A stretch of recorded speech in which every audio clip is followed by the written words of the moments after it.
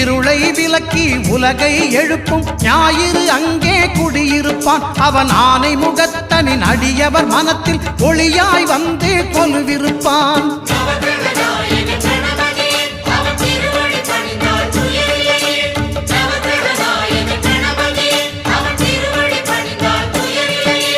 ஒன்பது கோளும் ஒன்றாய் காண